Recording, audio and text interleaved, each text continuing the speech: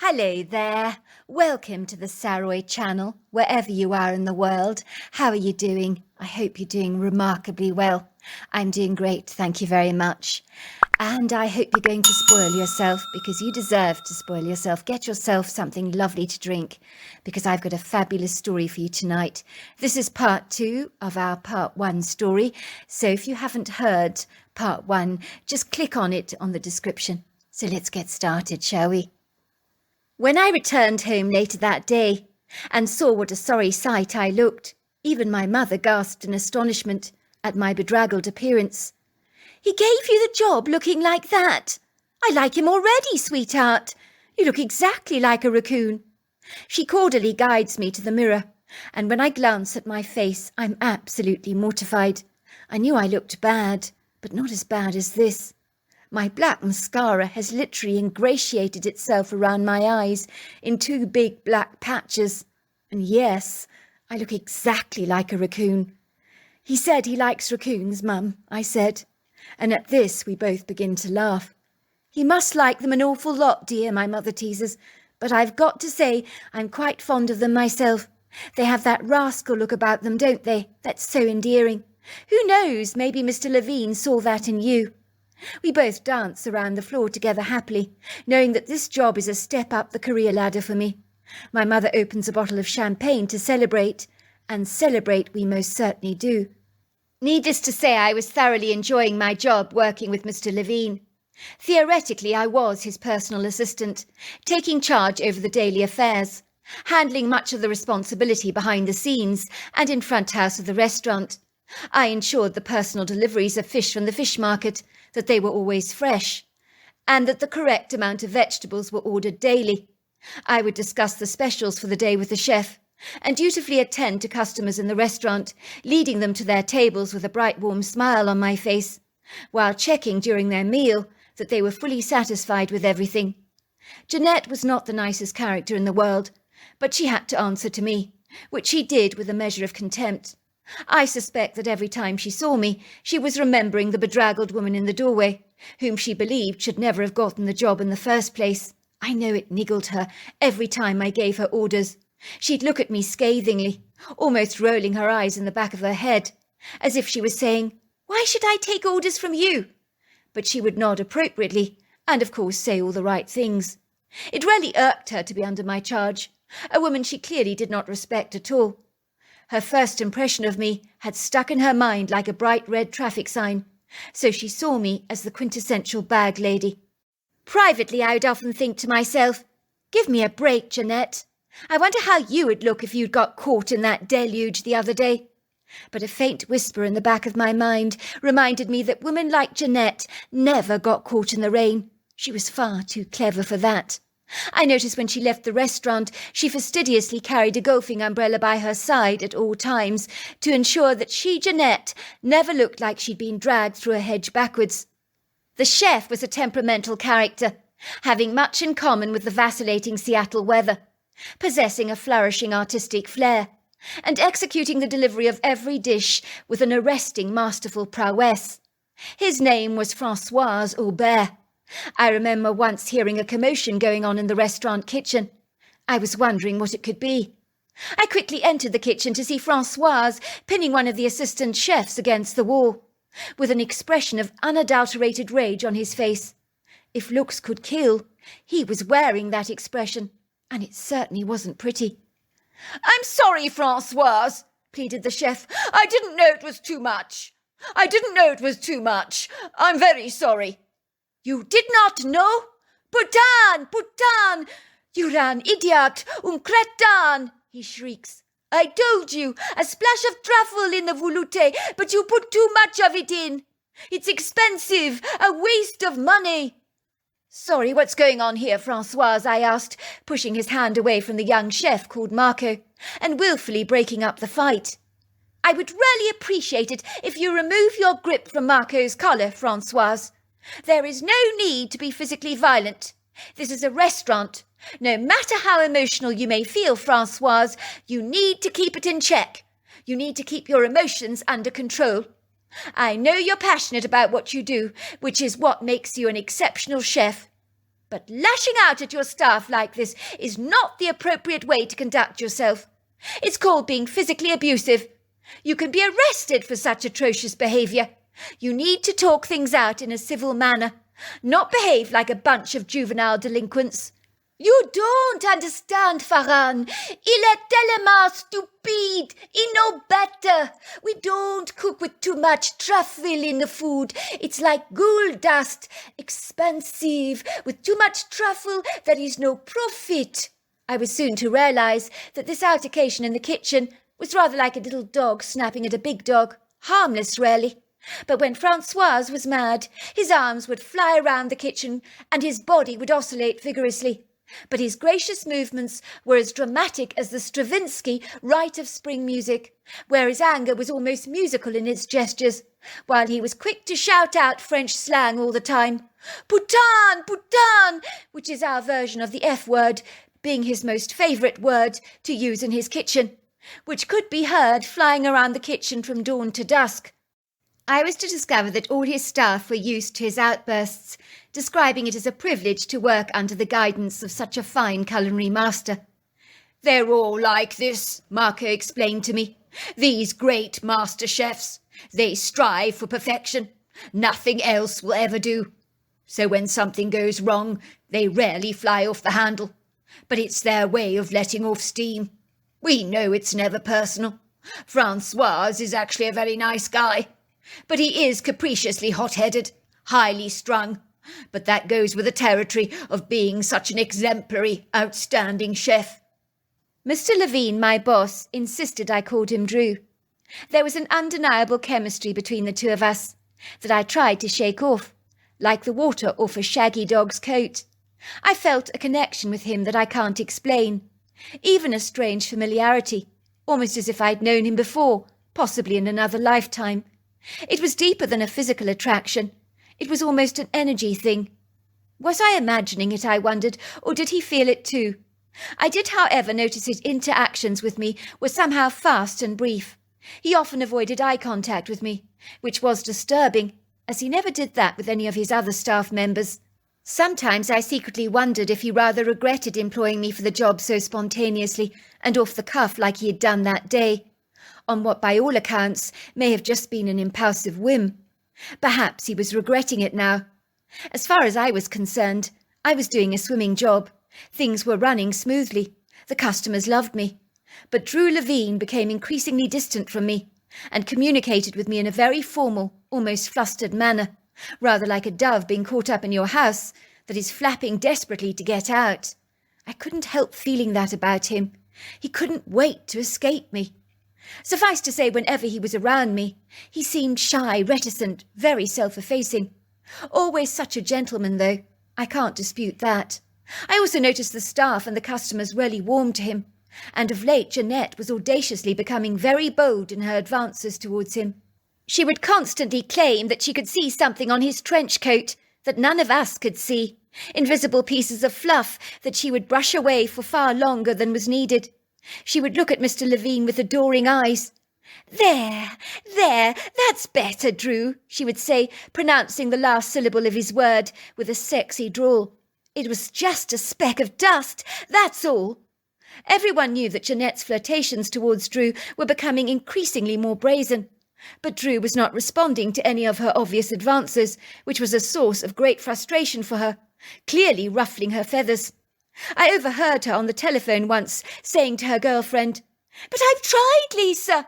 I've tried everything. What do you want me to do? Put my knickers on my head so that Mr. Levine might actually notice me? Hello, I'm Jeanette. I've worked for you for 4 years and you've barely given me a second glance. But guess what, Drew? I actually like you. I think we could be good together." "No, what do you mean? Lisa, of course he's not gay." "How do I know he's not gay? Is that what you're asking me?" "Well, I just do. You know, things like that." "No, I've never seen him eyeing up the male customers. No, definitely not." I would notice that Jeanette's flirtatious ways rarely annoyed Mr. Levine, but he said nothing, and was always the perfect gentleman. "I think Drew Levine really fancies you, Farron," said one of the waitresses to me in private. I've spotted the way he looks at you when you're working. It's like he's completely smitten with you, but he doesn't know what to do about it. I've noticed how desperately shy he is around you. It's like he can't get away from you fast enough. He's not like that with the rest of us, you know. He could talk with us for hours without batting an eyelid, but not you. My guess is he's champing at the bit to ask you out. Is trying to work up the courage, but he just hasn't got the balls to do it. It's freaking him out.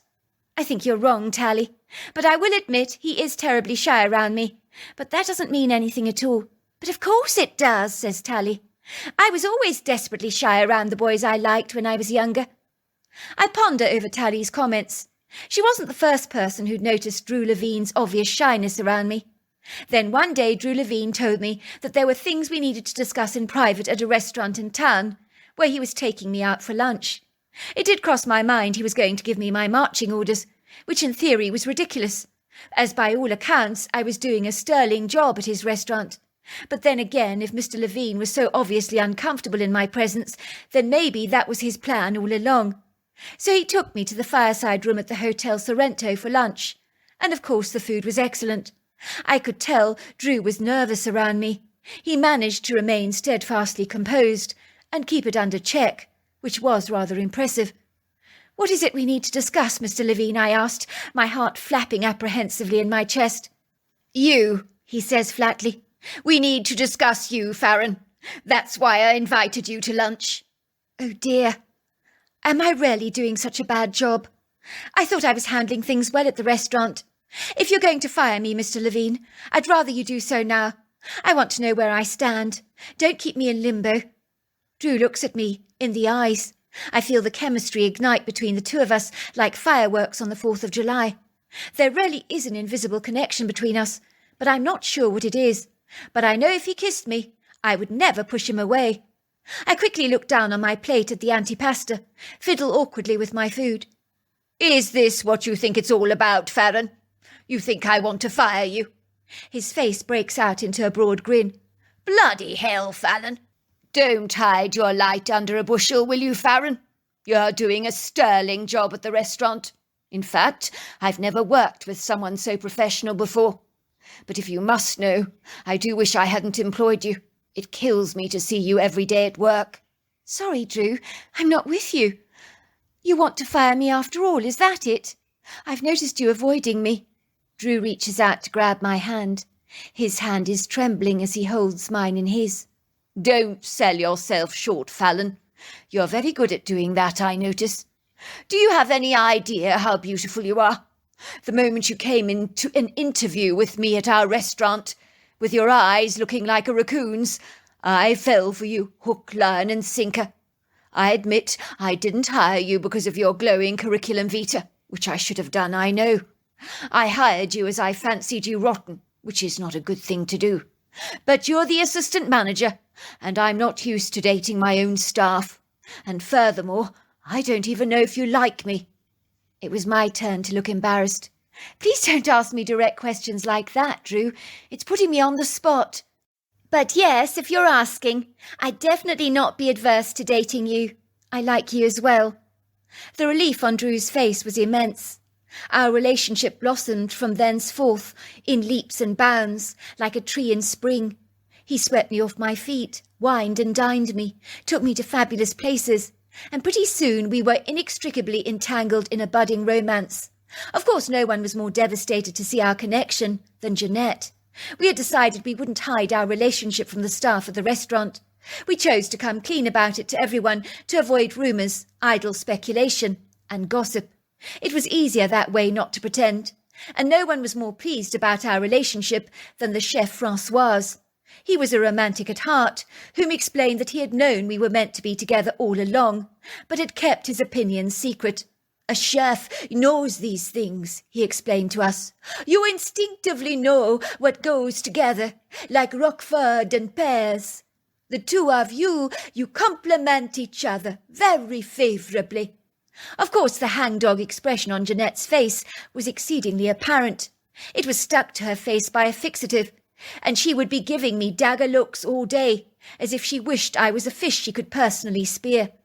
I once again overheard her on the telephone to her best friend Lisa gossiping about me behind my back.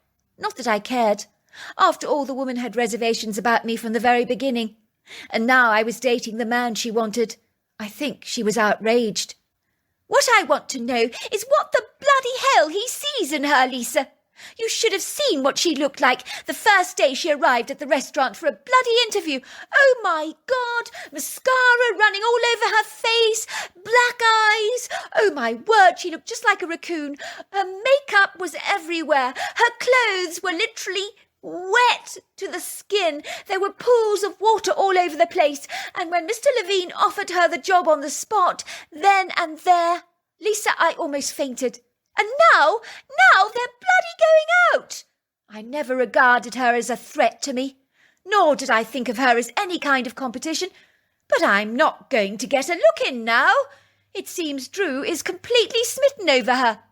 I mean, what is wrong with the man? Is he completely blind? What's that you say, Lisa? Oh, no, you can rest assured. I'm much more attractive than she is. You think he doesn't like blondes? Maybe that's it. But that's impossible. Don't they always say men prefer blondes? You think I should copy her hairstyle, perhaps? Maybe the colour. It's a dark brown. Yes, that's right. I could do that, I suppose. But do you really think it'll make any difference? You do? Well, I'll give it a try. I suppose I haven't got anything to lose now, have I? Upon hearing that telephone conversation, I realised that Jeanette would still keep trying to date Drew or grab his attention in some way. And a day or so later, she certainly arrived to work with the identical hair colour and style to mine that made her look completely different, but she never got Drew's attention apart from a faint passing comment. "Nice hair colour, Jeanette. You look very different, but I quite like it." My relationship with Drew was a whirlwind romance, and before I knew it, he'd asked me to marry him. I didn't say no. I wanted nothing more than to spend the rest of my life with him. But every time I returned home to my family house, I hurriedly pulled the engagement ring off my hands. A solitaire ring, a square diamond, sparklingly beautiful. I clandestinely hid the ring box in my bag. I just didn't have the heart to tell my mother about the engagement, even though she should have been the first person I told. But despite how close our relationship was, I couldn't tell my mother my happy news. I had never kept anything from her a day in my life. But this was different, very different. I wanted more than anything in the world to tell her. I really did. But I couldn't do it. I was like a wet sponge, saturated with so much guilt. I knew if my mother knew I was getting married, she would also know I would be leaving home, and that I would be the last fledgling in her nest that was about to fly away. Of course, my mother had met Drew, and had gone so far as to mention to me that she thought he was a terribly nice gentleman. But I hadn't failed to notice the wavering worries in her eyes, as if she could smell wedding bells lingering in the air, which meant only one thing. Her little chicklet would be leaving home soon. Of course, my father was on to my secret. I'd told him all about it. He was delighted for me, but he agreed we couldn't let my mother into my news. Not yet, as let's just say he knew how it would pull the wind out of her sails. "Oh, darling, I'm thrilled for you. I really am," he said, cradling me in his arms lovingly. "And Drew, he's a very good gentleman." I could see that my father was torn between a rock and a hard place. On the one hand, he was so delighted for me, delighted that I was getting married. But on the other hand, he knew about the emotional upheaval and turmoil it would unleash in the household when I did finally leave. It would be like a huge gaping hole in my mother's life, something that would be terribly hard for her to fill. Drew decided that I really needed my mother to know about our engagement, and that we ought to take the bull by the horns and just tell her the truth. It was easier said than done. It wasn't fair, he said, to keep her out of the picture like this. She was my mother, after all. We couldn't wrap her up in cotton wool all her life. I knew he was absolutely right. "Yes, life can be cruel, Farron," he told me. "Yes, your mother will be devastated that you're leaving home.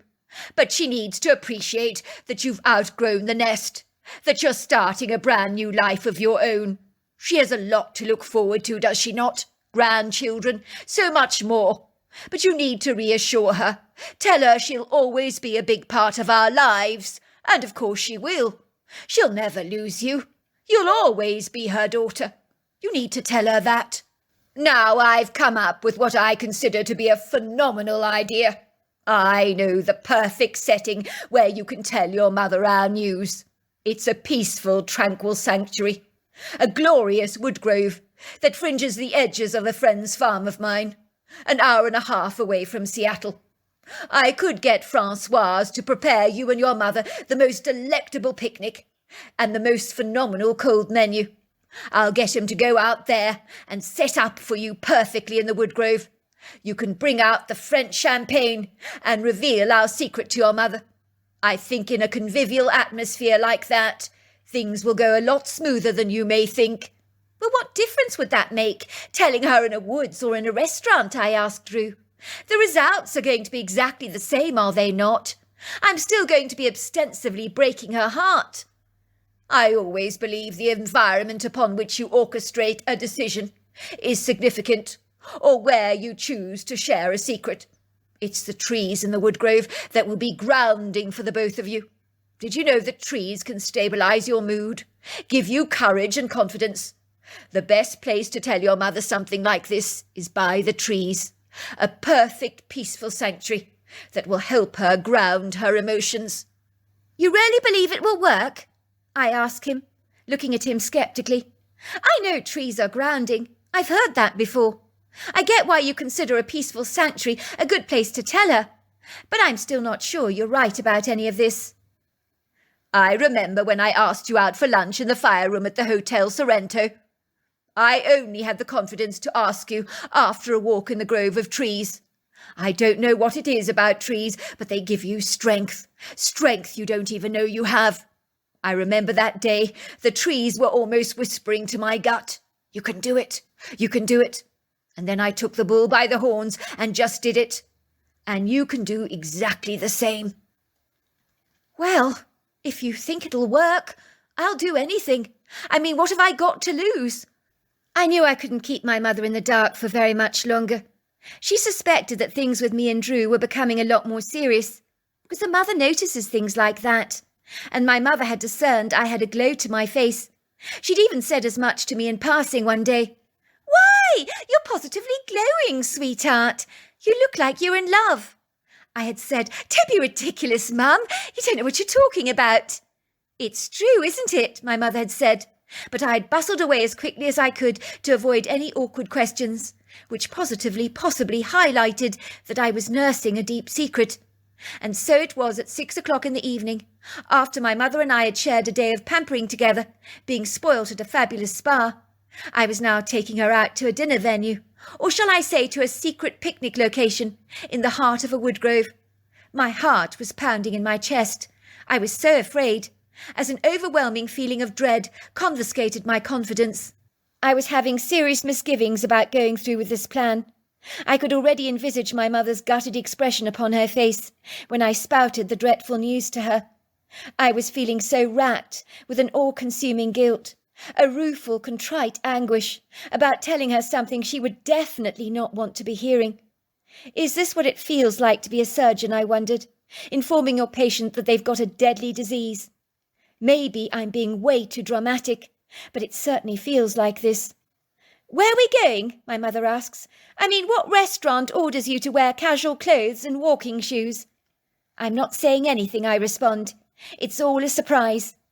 "Darling, you know I'm not good at surprises. I do wish you'd tell me what's going on. You've got me so intrigued. I've had such a fabulous day. You've spoilt me so much. I mean, the spa and now this. Wow, I don't know what to say." We drive out of the illuminated streets of Seattle into the heart of the countryside. There's not a street light in sight. It's tenebrously dark beyond our car lights that cast their dazzling beams of light along the long, lonely, isolated ribbons of road.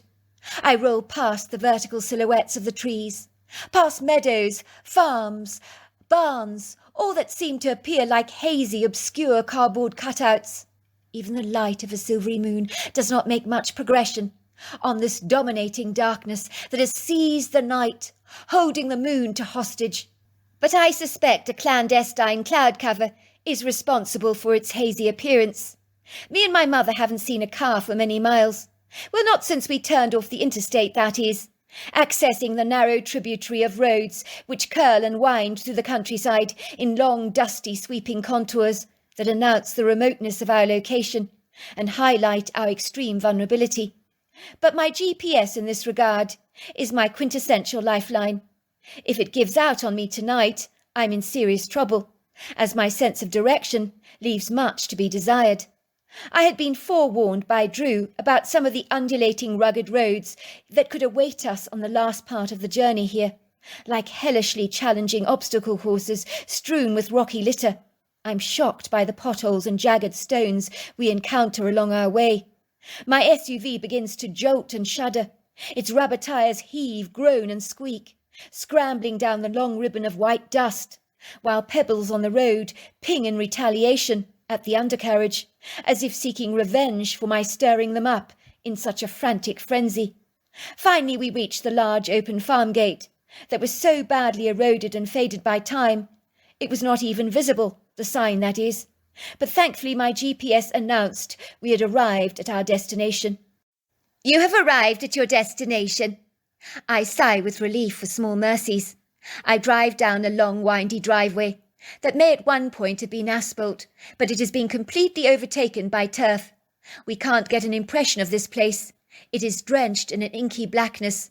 I just see the vertical towering shapes of the alpine trees shooting up into the sky, along with the dense silhouettes of the billowing vegetation, as well as the symmetrical shape of a distinctive farmhouse with all its lights out.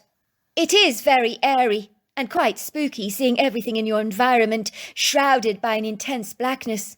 But in the furthest distance we see hundreds of pinpricks of glitter that obviously are the little lanterns highlighting our way to the woodgrove.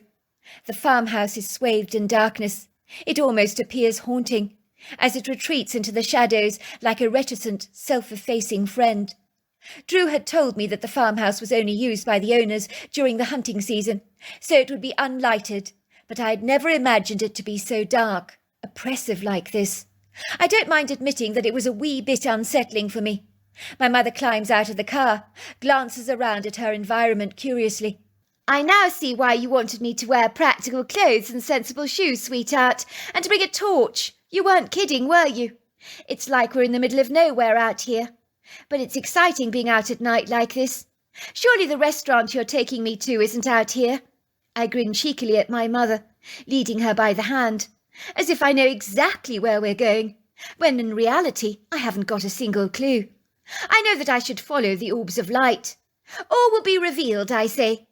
With our torches in our hands, guiding our way, we walk through the knee-high grass of a farmer's field, where the strong scents of wild flowers permeate the air with their fragrant flowery bouquets, along with the pleasing, minty, citrusy whiff of the pine trees. A cool breeze blows against us, whipping at our clothes with gentle, nipping nudges, while the chorus of the frogs and crickets serenade our welcome most warmly. We follow the generous trail, lighted up by lanterns that edge the pathway so elegantly that on either side is regally flanked by the tall, imposing, gallant, statuesque bodies of the trees that jiggle their boughs gently in the wind, as though they're welcoming us into the woodgrove too. I suddenly feel as if I'm among friends. These trees are a buttress of support for me that will bolster me up if the need should arise. It's as if they've almost got my back, and my mother's as well. We stumble uneasily up the precipitous steep pathway, taking great care to watch our footing, as there are roots, rocky appendages, turf, slippery pieces of moss and plant matter that jut out angrily from the earthen floor, like gnarled, grotesque hands that are eager to ensnare an unsuspecting foot from its stable placement. Finally we come to a clearing. My mother audibly gasps, "Sweetheart, I don't know what to say. This is so incredibly beautiful. And you mean to say you did this all for me?" I see my mother's eyes dart over the picnic spot that is more sublime than I could have ever envisaged possible. I give myself a smug little self-congratulatory hug. There's a huge red tartan rug spread across the glade, scattered with a plethora of sumptuous bright-coloured cushions. There's a couple of bottles of French champagne on ice, a bottle of elderflower non-alcoholic fizzy water, and a huge picnic basket on the rug. There's a large oak tree which is covered in hundreds of thousands of battery-operated fairy lights, and some floor lanterns frame the area. I marvel at what a great job the chef's team did on my behalf. "Yes, this is for you, Mum, especially for you," I pipe proudly. "Do you like it?" "Like it, sweetheart!" My mother almost has tears at the back of her eyes. "Like it! No one has ever done anything like this for me before. I've always dreamed of a picnic like this in the woodgrove at night. This is spectacular. It's magical. It's so special." My mother gives me a warm, effusive, thankful hug. Tears are springing out of her eyes. She's so grateful. My mother nods as she sinks onto the cushion and marvels at the setup. "Oh, my word! I do wish your father was here. This is so romantic. I should do something like this with your father, you know. He would love it. It's so fabulous." Me and my mother open up the picnic basket to see what it contains, feeling like excited kids at Christmas opening up our presents. "Look, there's Parma ham flatbread," I say.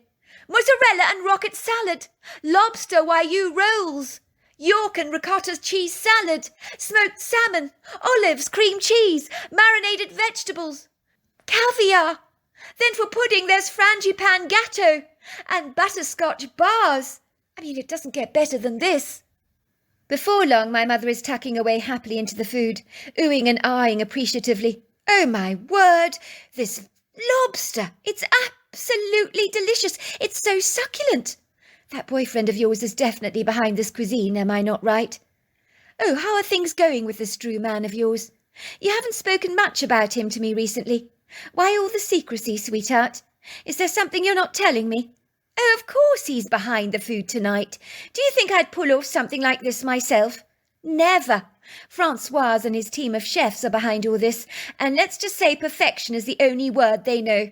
An impossibility doesn't exist in their vocabulary. That I know for a fact. Mum, I say suddenly, you know I told you I wanted to treat you tonight. Well, there is another reason I organised this celebratory picnic. And actually, it is all about Drew. Another reason? Says my mother, raising a brow. Go on. You've got me intrigued, sweetheart. Mum, I'm engaged to Drew Levine. We're getting married. For a moment my mother sits very still.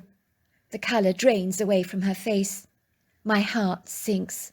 It's as if I've hit her across the face with a brick. Oh, darling, I'm so pleased for you, she says, trying to look delighted. But I can see she's wrestling with herself, failing to conceal the dreadful hurt that is springing up through her body like a fountain spring. He's such a lovely man. Lovely, she says, the tears springing down her cheeks, while she wipes them away quickly. Look at me, she chuckles. I'm emotional. I'm an emotional wreck. Of course I'm happy for you, darling. Very happy. Well, you found yourself a keeper there. I do like Drew. The moment I met him, because I could see he was besotted over you. There isn't a shallow bone in his body. I mean, that man's got substance. Not many around him like that, I have to say. Well, he would have to have a lot of substance, wouldn't he, falling for me on the day I looked like something the cat dragged in? My mother giggles. My point exactly, sweetheart. You were a sight for sore eyes that day, but obviously not to Drew Levine. He could see through it all. Oh, Mum, I'm so sorry, I say, taking her into my arms and rocking her gently. I know you don't want me to leave home. But you knew it would happen one day. It has to happen. I can't live at home forever. And I do love him, Mum. I really do. Besides, Mum, you'll always be involved in my life, just as much as you've always been. Maybe more so, because we'll do more things together, as mother and daughter. I'll call you regularly. We'll get together often, I promise. I'd never leave you. Surely you know that. Besides, you're going to get grandchildren. That is got to be something you're going to look forward to one day. My mother wipes her tears away. Don't mind me, darling. I'm just being completely selfish. Of course you've got to leave home. It was always on the cards, wasn't it? But you know my stomach is made up of marshmallow, and I don't take news like this very well. It gives me indigestion. It makes me feel positively sick. I think I'm scared of being alone, scared of losing you. I don't know why I react so badly. It's ridiculous. Some people might say to me, get a life. But you kids, you've been my life. You're all about my life. What's that? She says suddenly. What? I asked. I thought I saw something in the corner of my eye, behind that tree. A dark shadow staring at us. I thought I saw yellow eye shine. I know I did. What, Mum? You're trying to scare me, are you? I grinned wickedly. My mother used to love scaring me as a kid, dressing up like a ghost, creeping into my bedroom around Halloween. Was she winding me up again to avoid the uncomfortable conversation we were now having? It seemed more than likely. Of course there's going to be dark shadows that appear to be looking at you in the forest at night. But it's nothing to worry about, Mum. But Fallon, listen, she whispers, her blue eyes looking at mine earnestly. Can't you hear it? I look at my mother befuddled. I don't know what you're talking about, Mum. I can't hear a thing. That's the point, Fallon, says my mother. Where did the background noises of the forest go to? Why has it become so airily quiet all of a sudden? You've got to admit, it's rather freaky. My mother was right. It had grown quiet in the tenebrous forest. There were no croaking frogs or chirping crickets. But more than that, I got a spooky, unearthly feeling that we were being watched. Maybe Francoise's chefs, one of them, had appeared on the scene. He was peeking in on us to see how things were going. That was what it was. That would explain it. But then we heard a strange chuckling sound, as some small little pine cones came flinging our way, like a plethora of hailstones, landing all around us. What the hell, I think? Who is that? Excuse me, but that's not funny. You don't just go throwing pine cones at people like that. Is that you, Julian? I call out. Julian was one of Francoise's recruits in the kitchen, a young boy of 15 years old, that had a propensity of playing tricks on people at the restaurant all the time. One day he put a frog in my purse. I nearly screamed when it hopped around the restaurant, scaring many of the diners that were astonished to see a frog jumping around the place. I think people thought it was one of the frogs that the chef uses to make frog's legs, but not so. Julian had planted it in my purse. Julian, is that you? I call. Get over here right now, I demand. He's over there, said my mother, behind that tree. Don't be too tough on him, darling. He's only having a bit of fun. I march towards the tree indignantly, reaching out for Julian, who is still hiding behind the tree. But not for much longer, not if I have anything to do with it. It's one thing to play jokes at the restaurant, but not out here in the middle of the darkness. I suspect he's come to the farm to clear up after us and has decided to pull a stunt on us just for kicks, as that's the sort of thing he would pull out of the hat every time. I often wonder why he wants to be a chef in the first place when he's such a trickster. Everyone thinks he should be a magician. I pull at him hard, as if tugging a naughty little toddler out of its hiding place, but I find that my hand is tugging this long hair. I immediately retract my hand, as if I've burnt myself on a gas hob. Something feels odd about this. It doesn't seem like I was pulling at Julian. I touched something else, but what, I can't imagine. I quickly shine my torchlight on what appears to be a very reluctant, tall, hazy silhouette, whom is not too pleased to have been caught, and the interfering light of my torch has only added to the critter's discomfort, as, of course, my torchlight is exceedingly blinding. I can feel an awe-consuming, powerful presence even before I see it. It's sobering, to say the least. I'm in no doubt it was this being that had silenced the forest. It was like everything had bowed to its reverent authority, like the kids in a classroom becoming hushed when the headmistress enters the room. My heart jumps into my throat, thundering so violently that I can hear every drumming, vibrating beat. In a trice I find myself staring into the golden yellow eyes of the Bigfoot. We lock eyes for a moment, staring at each other in a moment of still, bewildered silence. Everything in the background seems to fade away into oblivion.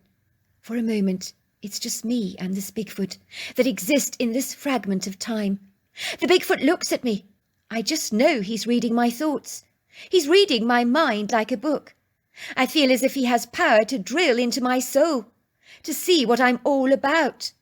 I'm not afraid in his presence, as my fear has been gobbled up by an extreme fascination, a curiosity, an inquisitiveness, and it's like I just want to know all about him, Everything about this anomalous creature entices my intrigue. I can only describe him as one of the most magnificent creatures that I have ever had the privilege to meet. Words fail to tumble out of my mouth, even when my mother calls my name. Fallon! Fallon! What's keeping you? Is it Julian? I hope you're not being too hard on him, dear. It was only a bit of fun. Is that her? I hear a voice in my head speaking.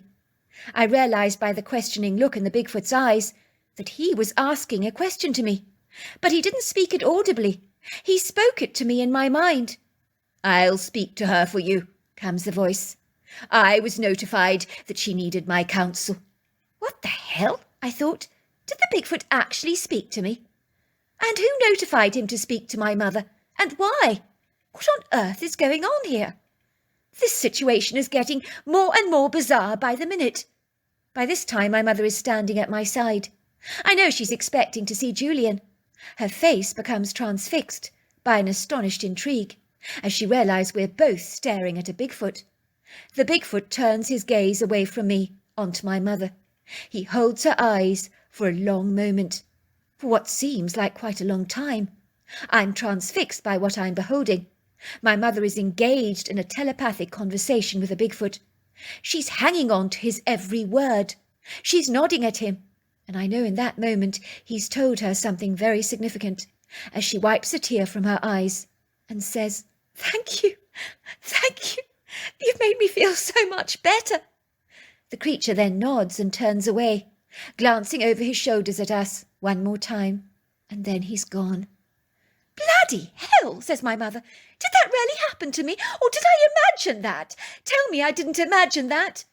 "He told me he'd been given an important message to deliver to me." "It happened, Mum," I say. "It does seem like he wanted to talk to you. What did he say to you?" "He put a picture of a young girl in my head. He said she needed my care, and that I never had to stop being a mother, as there are lots of orphans out there that need mothering, so that your leaving home should not make me so sad, that I still had a lot to give, and that my life was far from over." As you can imagine, I didn't know what to make of the events of that night. My mother was so caught up in the excitement of the Bigfoot encounter that she barely gave my leaving home a moment's consideration, but told anyone who would listen that there was this girl the Bigfoot said she would be taking care of very shortly that needed a home, which had made her very happy.